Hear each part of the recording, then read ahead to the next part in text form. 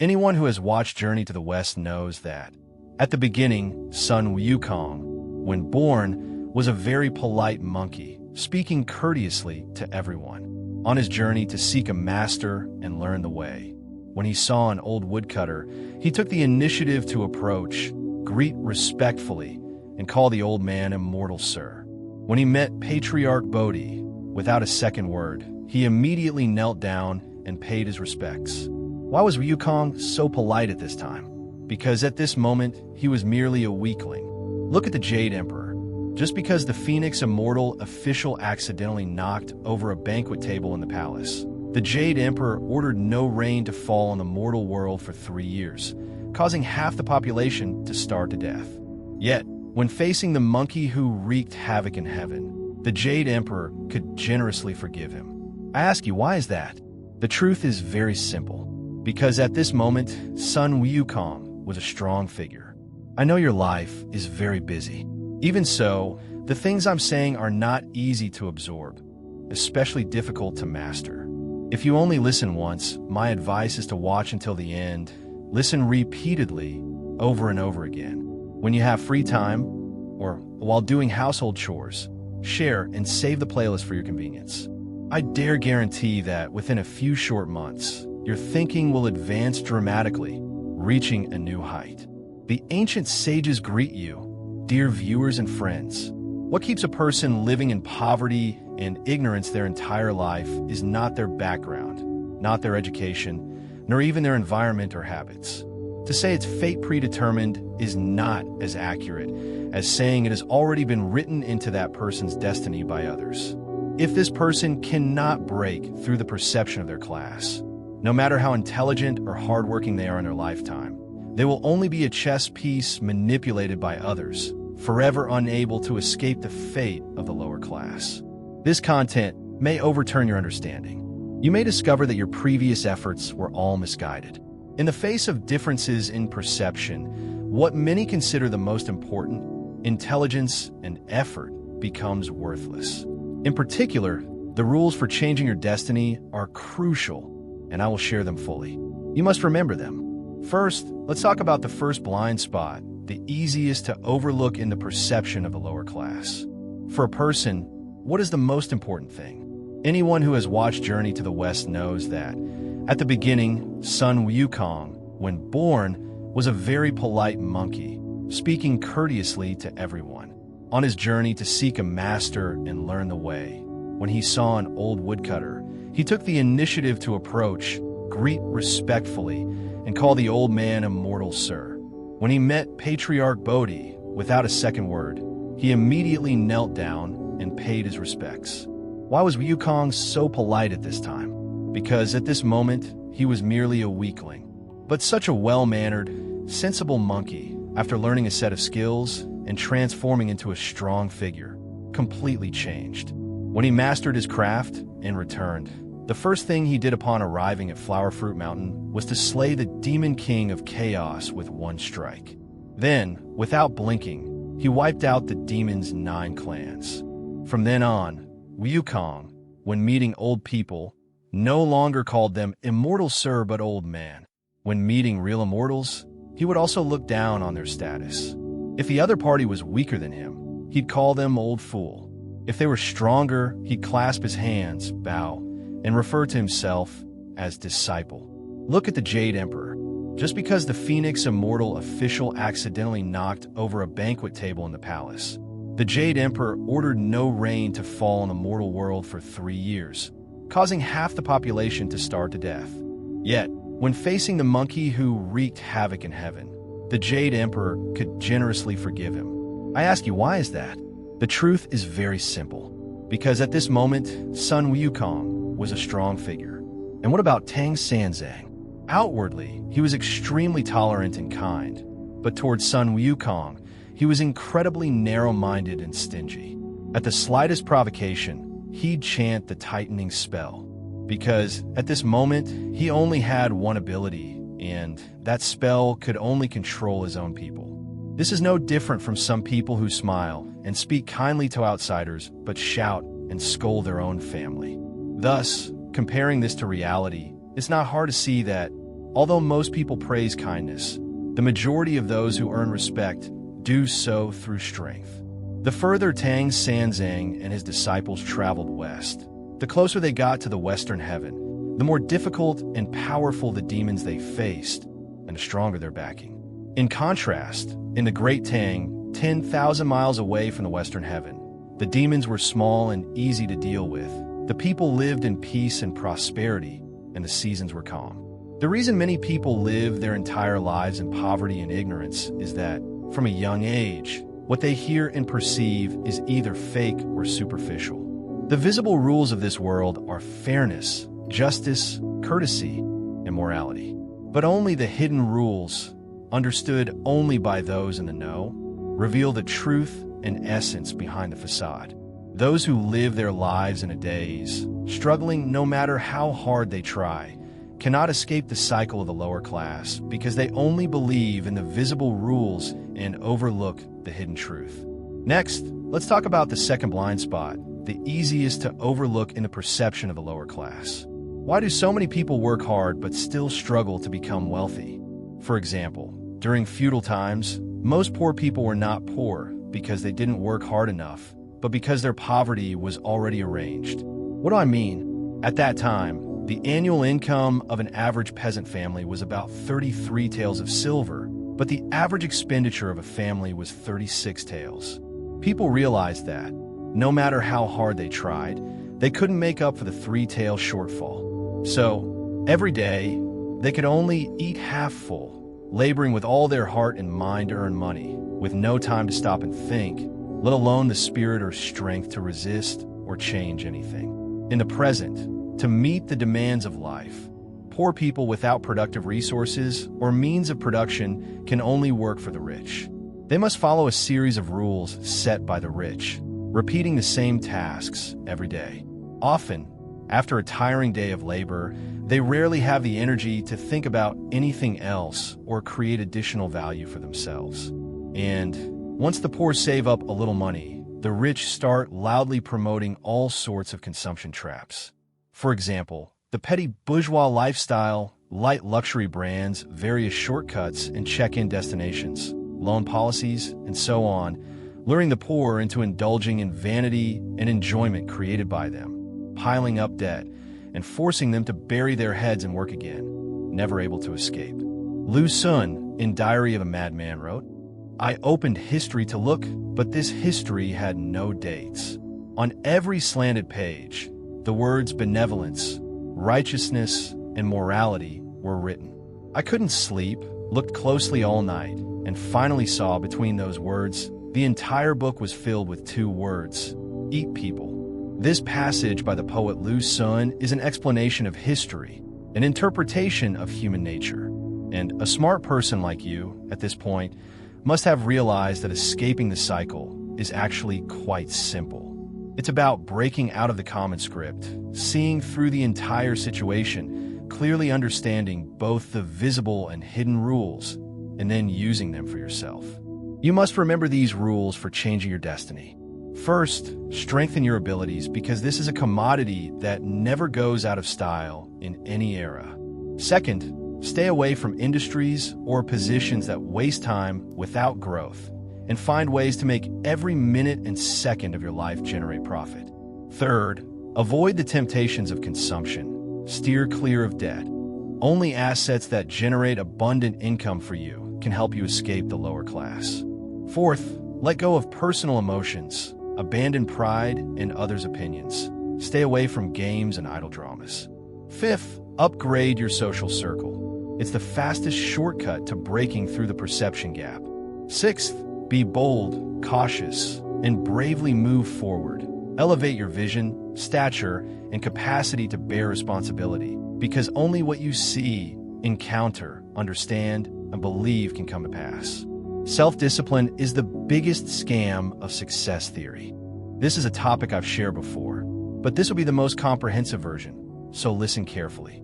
There are 4 secrets behind high self-discipline. Every era has its own chicken soup, and the hottest chicken soup of today's era is self-discipline. A few days ago, a student asked me, "Teacher, I also want to write, but every morning I can't get out of bed. What should I do? I said, if you can't get up, just keep sleeping. Clearly, you don't want to get up. Why force yourself? The student said, is that so? But I see books about successful people teaching that you should wake up early to read and write. I said, they can teach that because they don't want to sleep. They want to wake up. But you don't want to. You want to sleep. How can you fight your own desires? The student said, teacher, does that mean I'm not disciplined enough? I smiled and said, do you think Messi is disciplined? No, he's not disciplined. He genuinely wants to play soccer. He doesn't want to sleep. Do you think Kobe was disciplined? No, he genuinely wanted to play basketball. He didn't want to rest. Do you think Einstein was disciplined? No, he genuinely wanted to research science. He didn't want to sit still. Just like me and my colleagues, we can write 3 to 4 articles a day, and the content of our articles is high quality. Many other authors can barely update 1 or 2 articles a week. And we spend a lot of time each day learning and improving ourselves. Do you think our self-discipline is strong? I don't think our self-discipline is strong. So what's the logic behind this? This lesson will share 4 secrets behind self-discipline. First, behind self-discipline is human nature. I can do something out of desire, I can do something out of fear, but I won't do something for the sake of self-discipline. The reason is simple. In terms of benefits, self-discipline doesn't bring me clear rewards, and failing to do it doesn't come with significant punishment, so not doing it is normal. If I do things that deprive me of immediate joy for a long time just for self-discipline, that's abnormal. It means I'm sick, right? Why do you sleep in? Because the cost of sleeping in doesn't pose a threat to your future. If you want to suppress a desire, you must find a stronger desire to control it. I don't have the ability to be self-disciplined. I just have a stronger desire to survive. My desire to survive has overcome my desire to sleep in. That's all. Every person actually has 2 selves. One is the role, and one is the self. Every day, your role struggles with yourself. What is a role? It's who you are in the eyes of others. What is the self? It's the lazy person who loves good food. All successful people use their role to control their self. All mediocre people use their self to control their role. Why do we love Stephen Chow? Do you think you like Stephen Chow? Clearly, you like the role Stephen Chow plays, right? Why do we like Chow Yun-fat? Actually, we don't like Chow Yun-fat. We like the roles he plays, like the god of gamblers, like the golden armor. The role represents your career. The self represents your life. So, I'm not self-disciplined. I just feel that the joy of a successful career brings me more than the joy of eating and playing in the moment. Because the joy of eating and playing is too shallow and short-lived. So, you sleep in to gain a kind of joy. I wake up early to gain a kind of joy. It's just that the joys we pursue are different. The joy of life needs a career as its foundation. Otherwise, the joy of the moment will be paid for with suffering in the future. I'm not self-disciplined. I'm just afraid of future suffering, and you're not afraid, right? You're so brave, so go ahead and sleep in. Second, the harsher you are on yourself, the kinder life will be to you. On a forum, there was once a question, what ability is very important, but most people lack it? Among the many standout answers, one word was mentioned, self-discipline. The so-called self-discipline, the ancient Greek philosopher Plato once said, self-discipline is a kind of order, a control over joy and desire. In my opinion, there's no such thing as self-discipline in this world. It's all a lie. The self-discipline of successful people is just them being pushed to a corner by life and fighting back. Look, the sudden pandemic in 2019 caught everyone off guard. At that time, there was a funny saying online. After a month-long vacation, on the first day back at work, sitting in front of the computer, I couldn't remember the password to turn it on and completely forgot what my job was. At first, hearing this, I just found it funny. But thinking back, the thing that can quickly destroy a person is one word: comfort. During that time, I had a phone call with a friend. He talked about the things that made him anxious and uneasy. At that time, his company had resumed work, but his work performance was poor, often making mistakes and getting scolded by his boss. When asked why, it was because during the pandemic, he stayed up all night playing games, slept all day, and had an extremely irregular schedule, leading to a terrible state. So, after returning to work, it was hard to regain a normal state. In the end, he had an epiphany and said, "Indeed, indulging in pleasure comes at a higher price." His words made me think a lot, reminding me of another friend. At the start of the lockdown, he browsed the web, read news, watched movies, and played games. Then, he realized he couldn't keep wasting time like that, so he started reading books, writing, and learning new skills. He realized that, instead of lying around feeling uncomfortable, it's better to improve himself with peace of mind. I strongly agree with something he said before. TV series are never finished. Games always have new versions. But if you waste today's time, the future will punish you harshly. Some say a long vacation changed everything. Staying home every day truly destroys a person. Indulging in eating and playing is often what corrodes the soul. Most people have the heart to journey to the Western heaven for scriptures, but they end up dying at Gao Lao village. That's you. The normal state of most people is sadness, boredom, stagnation, and waiting for death. They can't stand their current state, but lack the ability to change anything. They could be lazy like a pig, but can't be at peace being lazy like a pig. So, the change you want, if it doesn't start now, will never start. Think carefully, is that true? Author Stephen Guise once shared an experience. He said he initially planned to do push-ups for 30 minutes, but found he couldn't do it at all. Then he changed his plan to try doing one push-up first. As expected, he easily completed it, but because he felt more relaxed, in reality, he did more than one push-up each time. Over time, the habit formed. Even when it wasn't exercise time, he persisted in doing push-ups. In fact, many things in life are like this. Never chase perfection. Never chase ideal results. First, take action. First, do it for 3 minutes. That's the core. If you still can't do it, I can only say that the pain life has slapped you with isn't enough. All successful people live each day in a state of working, tormenting themselves. And this self-torment eventually becomes a habit, becomes self-discipline, becomes confidence in their bones, and ultimately leads to financial freedom. Either you proactively be harsh on yourself, or you wait for life to be harsh on you. Comparing the two, I'd rather accept my own harshness, because life's harshness is far more painful. Third, the best way to break a bad habit is to not let it start. Things like games, short videos, TV series. Don't talk about you. Even I would get addicted, because these things are designed based on human nature. Once you touch them, you can't stop. So, the best way is to never touch them. Like me and my colleagues, we never dare touch games because we know that once we do, we'll get addicted. If it's movies that bring value to people, we might watch occasionally. But most movies I don't watch because after watching the first episode, I want to watch the second. Anything that makes you addicted, remember, don't start, not even the smallest beginning. Anything that can help you grow, even the smallest start, will bring you great rewards in the future. So, you say this bad habit, I've already started it, and I'm addicted. What should I do? The best way is to let others supervise your change. For example, Luo Jinyu said he used to run a logic thinking channel on WeChat, and every morning he had to wake up at 6 a.m. to record a 60-second audio clip. He didn't dare be lazy because tens of thousands of people on WeChat were waiting to listen. If he skipped a day, his credibility with those tens of thousands would be lost. The cost was too high. Every time, he didn't dare be lazy because his public account had tens of thousands of followers. If one day he was lazy and didn't post, his credibility with those tens of thousands would be gone. The price to pay was too heavy.